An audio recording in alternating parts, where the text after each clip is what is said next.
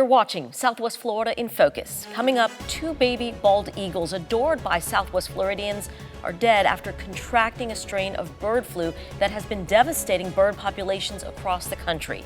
Now that same virus is quickly leading to a shortage in egg production by spreading through American poultry farms. Our environmental reporter looks at the virus's impact on our community. As the need for mental health care continues to rise, Collier County is seeing a surge in the number of seniors in crisis. A look at how Southwest Floridians can access help. Saving lives, it is the daily duty for emergency responders. An upcoming documentary examines exactly how first responders, from bystanders to firefighters, saved lives the day this plane crashed on I-75 1 year ago. Hello, I'm Sandra Victorova. Thank you very much for joining us. Well, a swath of red tide stretching for more than 200 miles has formed from Tampa Bay to Key West. It has moved ashore along much of Southwest Florida, leading to several red tide health alerts. The concentration of the organism that causes red tide, Karenia brevis, is weak in some places. In others, the red tide bloom is so strong it has turned the blue-green water burnt orange for dozens and dozens of miles. The bloom started near Tampa after Hurricane Milton in October. Now its epicenter is Lee and Shirley counties and Sanibel and Captiva Islands near the mouth of the Caloosahatchee River. Joining me now to explain what is going on is Dr. Michael Parsons, a professor and the director of the Vester Field Station at the Water School here at FGCU. Dr. Parsons, thank you so much for joining us. We appreciate that. Thank you for having me. So let's start with this. I think, when you talk about a size of a bloom that large, it's concerning. Is there anything, unique to this? How concerned should we be? Is it unique? We should always be concerned when the blooms get this big. It's happened in the past, most recently in 2021, but farther north off of Tampa and more extending up to Clearwater. But of course, the real bad year was in 2018 and 2019. So when it is that big, it can cause a lot of fish kills. It gets in the news a lot, and that can affect tourism and our economy. So it is concerning when it's a big bloom. So do we have a sense, can we predict how long these blooms are going to last or how severe they're going to get? Historically, when you look at these blooms, they usually start at the end of September or the beginning of October, and they usually finish at the end of January, early February. Mm-hmm. So that's what we use as our yardstick to see how long it's going to be and when it's going to occur. So it is unusual when it lasts longer than that. Again, back in 2018 and 2019, and when it actually extended through the summer. We don't really have a good way of predicting how long it will last, however. So sometimes scientists have said that they're confident that this bloom is related to recent releases of nutrient-filled water from Lake Okeechobee. Can you explain the thinking there? So that is a difficult question because, number one, red tide is a natural phenomenon. Mm-hmm. It starts fairly far offshore, 50 to 100 miles offshore, and it gets its nutrients through natural processes, through the ocean, killing fish, through other organisms in the ocean. And so the bloom is pretty well formed before it gets close enough to shore where we can have an influence. So we do not start the bloom. And it's not an easy question, do we influence the bloom? Can we say that runoff and nutrients causes a bloom to get worse? If it was that easy, we would have answered that decades ago. So it is a hard question. There have been some recent studies that suggest there is a relationship, that it actually is, the blooms are prolonged by these discharges, but it's not as simple as X causes Y. So there's more to it than that. What would you say is the biggest misconception about red tide? I think the biggest misconception of red tide is that we cause it. We do not cause it, but we may influence it. And are we doing enough to control it? I know I was thinking about a story it's been more than a year, on Charlotte County's efforts to get rid of these septic tanks because so many of them are leaking. Are we doing enough to kind of help Mother Nature? We're doing what we can, I think, at least in terms of technology development and strategically thinking of reactions for this. The problem is when these blooms get so big, they're just too big to try to combat or try to reduce. So we have to be really strategic in our approach. So some of the strategies that are being tried out right now include in canals, in bays, near areas where there's large concentrations of people, public beaches, and things like that. So we're looking at more surgical ways of trying to control and mitigate red tide, but we do not have the capacity or the technology to handle the bloom when it's so big like it is now. Dr. Parsons, thank you for your time. We appreciate it. Sure, you're welcome.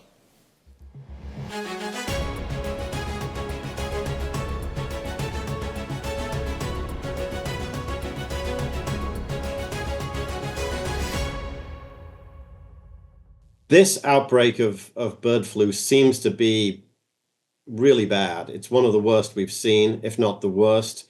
Fans of the Fort Myers Eagle Cam are devastated after two recently hatched bald eagles died after contracting the recent strain of avian influenza. The two birds, E24 and E25, quickly developed a fan following, but unexpectedly passed away on back-to-back days at the end of January.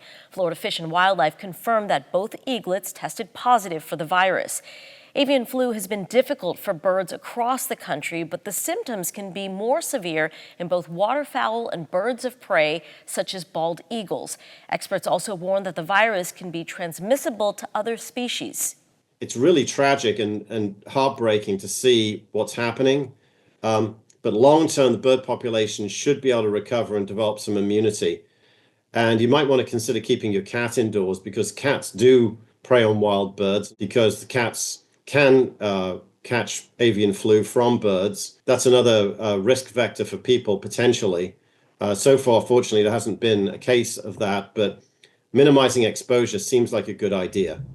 For a closer look at the impact of avian flu, WGCU senior environmental reporter Tom Bayles joins us now. Welcome, Tom. Thanks for being here. Absolutely. Hi, Sandra. So the headline to your most recent story grabbed my attention on avian flu. It says, bird flu, existential threat to the world's biodiversity. That sounds very scary. So how concerned are scientists? This is a big deal.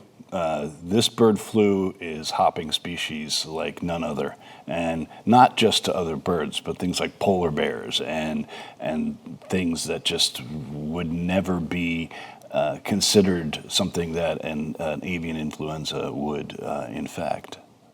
The outbreak has been described as the fastest spreading and largest ever. What does that mean? Why do we think that's happening? And what does it mean as far as this, crossing over into other species? I'm not sure that scientists have completely figured out why it is so transmissible into other species.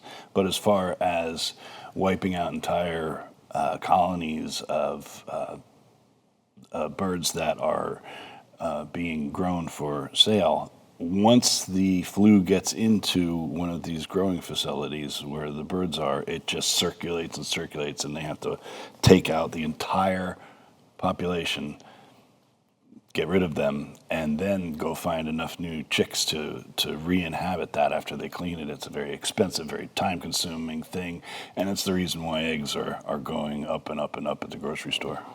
So the most immediate concern, of course, for most of us is thinking about the possibility of transmission to people. What do we know about that at this point? I think that you're safe to eat the eggs in the grocery store. Obviously, there's a lot of checks and balances that go in there. There was one person who died just last week, but he worked in a farm for chickens, and he was exposed to it every day. What is alarming is dozens more have been made ill through various means, and they don't know all of them yet. It is absolutely something we all need to pay attention to. Don't be afraid to eat the eggs from the grocery store, but do expect to pay more for them. This has, I assume, folks at the federal government who inspect these facilities working round the clock, right? Because we're not just talking poultry. The concern is about cattle, dairy, right?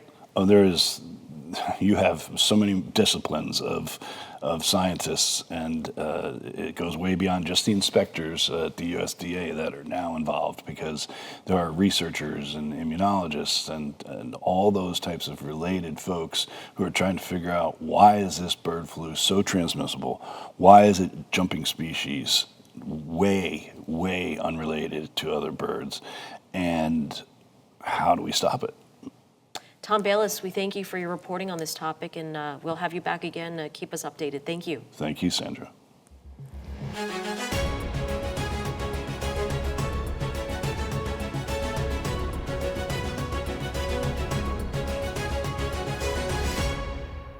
Coming up, we speak to a firefighter who was one of the first to respond to the plane that crashed on I-75 a year ago. We hear his thoughts on exactly what first responders got right that day and why it's important for an upcoming documentary to tell the story of all that happened to save lives. In 2002, just over 27 million Americans received mental health treatment or counseling. By 2023, that number skyrocketed to over 59 million. That according to a national survey on drug use and health. In Southwest Florida, that trend has carried through to our senior population.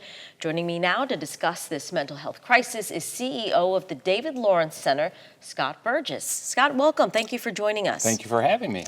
So I read a news release that your organization issued saying that Collier County faces a catastrophic mental health and substance addiction crisis, particularly among seniors. What is going on with seniors right now that has us so concerned? Yeah, we're seeing a complete increase in the need for services, particularly with seniors around depression and anxiety.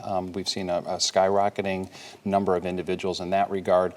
We've seen a 52% increase in the last 2 years in seniors coming to David Lawrence Centers for care. And a lot of that has to do with a couple of things. Number one, we have a growing senior population in our community. So from a prevalence standpoint, we just have more people that are in that senior age group. But in addition, we've seen a tremendous number of things that are challenging for seniors across these last several years, not least of which we've had hurricanes, we've had the COVID situation, which really led to a lot of social isolation, separation from family, some of those regular schedules that people are used to. That can really throw off somebody's psychological well-being, and economic challenges. Obviously, that can be a big stressor. So all of those things are culminating into greater levels of depression and anxiety in particular, and also substance use challenges within the senior population. I want to ask you about the expansion Yeah. You're going through, but first I just want to talk a little bit about the access to care in our community. Where do we stand on, I'll focus specifically on seniors on getting help. I found that a lot of counselors, therapists are not taking insurance now. What is sort of happening and how tough is it to get, psychological care for seniors? It's a big challenge in Florida at large. Florida was ranked one of the worst mental health support systems in the country as far as having availability of therapists. The national average is about 300 individuals to every one mental health therapist in a community. In Florida, it's 500 to 1, and in Collier County, it's 900 to 1. Oh my goodness. So we have a significant shortage of availability of just numbers of therapists. Then you mentioned another issue where, unfortunately, there are a number of private practitioners that won't even accept insurance, Medicare insurance or private insurance. It's pay out of pocket at a retail rate, and there's a lot of individual seniors that can't afford that. So that's also another issue. So at David Lawrence Centers, we do the very best we can within our resources to be able to be available for individuals, including seniors that struggle with mental health. But sometimes we do have to run a little bit of a waiting list in order for that to happen, because we just don't have enough therapists to be able to address the full need. We're trying to grow, and that's part of our comprehensive campaign, is to bring in some resources through donors and others in our community that can link arms with us so that we can hire more therapists and build facilities that are going to accommodate seniors that are going through these struggles. So tell us about the expansion and how that will benefit the community. Sure, absolutely. Well, we're thrilled that we are going to be breaking ground in March on a new inpatient facility which will be fully dedicated to adults. It will act as the behavioral health emergency room for all adults in Collier County, including seniors. We are going to expand. Currently, our emergency room in this regard only has 3 beds for all of Collier County. You can imagine how busy it is and how difficult it is to get people throughput from our emergency room onto units. But we will go from 3 beds to 12 beds in the new facility, and then we're going to dramatically expand from 30 beds in our current facility to 75 beds in the new building.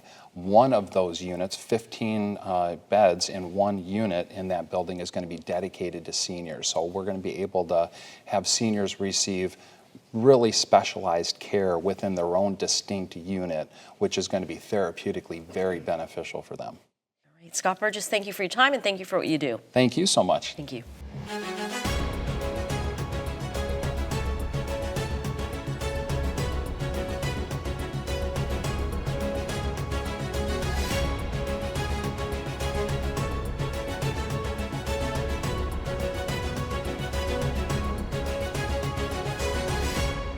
When emergency services are called to a scene, every second matters. In Sarasota, they are providing better care for those in need by investing in blood. The county's fire department has partnered with Suncoast Blood Centers to conduct life-saving blood transfusions to patients suffering from severe bleeding or traumatic injuries. EMS vehicles have been equipped now with a temperature-controlled storage device and will use universal O-type blood for immediate on-the-scene transfusions. Traditionally, saline was used as a replacement fluid, but SCFD says by using blood, the odds of survival dramatically improve. How great is the need for us to have blood to be able to give to trauma patients? It's incredible. The faster you give the blood, the better people do. We know that from scientific research. So we have very good scene times. We respond to the scene very quickly. We get off the scene very quickly, usually within 10 minutes. So we can buy that patient 20 minutes or more if they're that far from the hospital. So it's very important for us to be able to give the blood right away. It has been nearly a year since a plane crashed on I-75 in Collier County. 5 people were on board. The pilot and co-pilot did not survive. Federal investigators have yet to issue a final report on the cause of that crash, but the North Collier Fire Department wants to honor all the efforts of emergency responders across the region that day. Recently, the department created a video of the response efforts before, during, and after the incident. That video is the basis for a joint project with WGCU, a 30-minute documentary on how lives were saved that day. Joining me now is Lieutenant Brian Orsini, a firefighter at North Collier Fire Rescue. Brian, welcome. Thank you for being with us today. Thank you. Thank you for having me. So I know that you were one of the first crews that responded to the scene that day. For folks who may not remember it, describe for us a little bit about the scene and what was the danger really for so many people in that area that day? So it was in the middle of the season, so the interstate is jam-packed with traffic. Once you get there, there's bystanders standing around, there's law enforcement all over the place. For me and my crew, it was an unknown amount of fuel. How, jet fuel is very volatile, very flammable, not knowing how much is there, and just trying to get the fire out, number one, and make sure that if there's any survivors on the plane, make sure they're out and they're safe. So obviously, producers are working on this project right now, but why do you think this project is so important? There's a lot of agencies that are all don't necessarily work together all the time, but there were so many agencies that came together that day and worked, in my view, almost flawlessly, and there wasn't many hiccups that I'm even aware of, but we all worked together very well, and just everybody did their jobs and stayed safe and made sure everybody else was safe that was in the area. Obviously, I know that as emergency responders, you prepare for events like this, but this was like a first, correct? I do believe this is the first for North Collier that I'm aware of. In 18 years I've been there, I've never heard of an actual crash, maybe landing on the interstate or something like that. But this was not a small plane. This was a larger plane. My understanding is there was something unique in this day, in that besides everybody being prepared for the incident, there was a lot of things that worked in your favor, a lot of luck that day. Fair to say? I think the crews were prepared, in their head. I think that the crews, while we don't work together every day, we all train at some point together. And I think everybody kept a level head and just tried to just do their job and not to really come and do something super heroic. Yeah, I'm getting at the, wasn't the flight crew sort of ready and geared up because they were getting ready for? I did hear the talk that the one flight attendant was on there, that she did an amazing job, and that she made sure the crew got them to the back of the plane and made sure they were strapped herself in, and as soon as the plane went down, they went out, I believe, a luggage hatch. So she had the proper training to. My understanding is you obviously want to honor all the work that sort of the seamless efforts that happened that day to save lives, but you also wanted to honor the crew on board. I believe that in this instance that the pilots were actually the true heroes, and that they gave their lives to save countless number of people. If they had actually landed on the interstate, who knows how many cars, vans, trucks, or whatever they would have taken out and killed or seriously injured a lot more people than just 2 people losing their lives. I believe that they truly are the heroes here, not us. What is your hope for this documentary long term, whether it's lessons learned or just what they learn about what emergency responders do? I hope that the public realizes that we love our jobs. This is what we've trained to do. We love coming to work every day. Not many people have that luxury of going to a job that they absolutely love, and everybody just did their job, and know that the people that work and serve the community love their community, and we're just glad that we could have been there to do what we do. Lieutenant Orsini, thank you so much for what you do. We appreciate your time. Thank you. Coming up, they might not be the next Tiny Tim, but these Southwest Floridians are learning how to play hundreds of songs with just a few chords.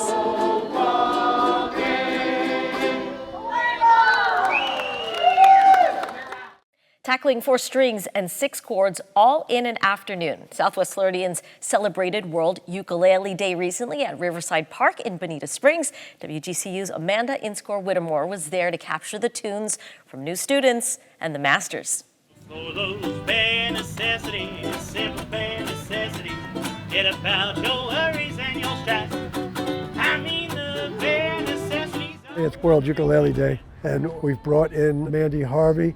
She was a finalist on America's Got Talent, got the Golden Buzzer. You know, for you I clean myself dry. And we have 13 other artists of acclaim. We have the free lessons, which are very popular. We're going to learn 3 chords, and we're going to also play 2 songs based on those 3 chords. 1, 2, 3, 4. 1, 2, 3, 4. The best part is you learn 6 chords and you can play hundreds and hundreds of songs. Our hearts should remember. And it's a great way to bond socially, wonderful for our memory, and it's great fun. And what I really find is that we're better together.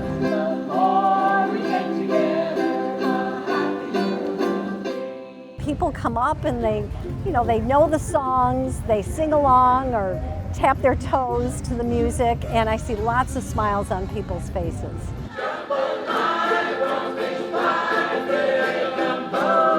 Music, as you know, is the great unifier.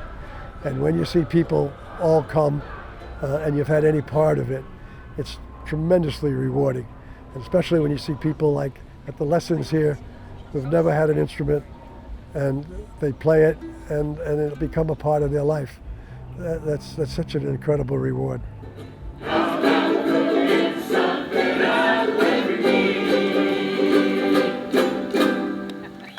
A look look into the history of the land coming up next week on Southwest Florida in Focus. We investigate the legacy left behind by some of the region's prominent families and largest landowners. And we sit down with legendary Everglades photographer Clyde Butcher to learn more about how his work was recognized with one of the nation's highest honors. Be sure to join us for that story and much more on WGCU. Until then, have a great week, everyone.